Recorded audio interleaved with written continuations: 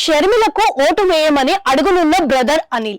క్రైస్తవ మత ప్రబోధకుడు బ్రదర్ అనిల్ కుమార్ రాజకీయాల మీద ఆసక్తికరమైన వ్యాఖ్యలు చేశారు. ఇటీవల కాలంలో ఆయన చెప్పే మాటలకు భిన్నమైన వ్యాఖ్యలు చేయటం గమనార్హం. తాను ఎప్పుడూ ఎవరికి ఓటు వేయమని చెప్పనున్న ఆయన చివరకు తన సతీమణి షర్మిలకు ఓటు వేయాలని కూడా తాను ఎవరిని అడగటం లేదని పేర్కొన్నారు. దేవుడు ఎవరికి అన్యాయం చేయడన్న ఆయన భగవంతుడు న్యాయం పక్షాన ఉంటారని పేర్కొన్నారు. డబ్బుతో అసత్యాన్ని సత్యంగా మార్చలేమన్న ఆయన కొందరు డబ్బు పదవి కోసం అమ్ముడు పోతానన్నారు. ఎవరం చేసినా వాస్తవం ఏమిటో మనసుకు తెలుసన్న ఆయన అన్యాయం చేసిన వారికి శిక్ష తప్పదు, ఇక్కడ మేనేజ్ చేసిన దేవుడు సన్నిధిలో శిక్ష తప్పదు అని వ్యాఖ్యానించడం గమనార్హం. ఆయన నోటి నుంచి వచ్చిన నర్మగర్భ వ్యాఖ్యలు సంచలనంగా మారాయి.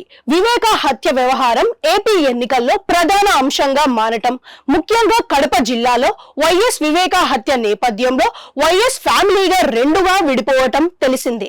ఎవరికి వారు తమదైన వాదనలు వినిపిస్తూ ప్రచారం చేసుకుంటున్నారు. ఇలాంటి సమయంలోనే వైఎస్ వివేక హత్య అంశంపై బ్రదర్ అనిల్ స్పందించాడు. వివేక మంచి నాయకుడని, ఆయన హత్య చాలా బాధాకరం అన్నారు. అంతిమ విజయం న్యాయానికే దక్కుతుందని అభిప్రాయపడ్డారు. పాలకులు డబ్బు వ్యామోహంతో కక్కుర్తి పడొద్దన్న ఆయన, నేనెప్పుడూ ఒక వ్యక్తికి ఓటు వేయాలని దేవుణ్ణి అడగను, షర్మిలకు ఓటు వేయాలని కూడా కోరటం లేదు, నేను నా కమ్యూనిటీ తరపున నిలబడతాను అంటూ చేసిన వ్యాఖ్యలు ఆసక్తికరంగా మారాయి.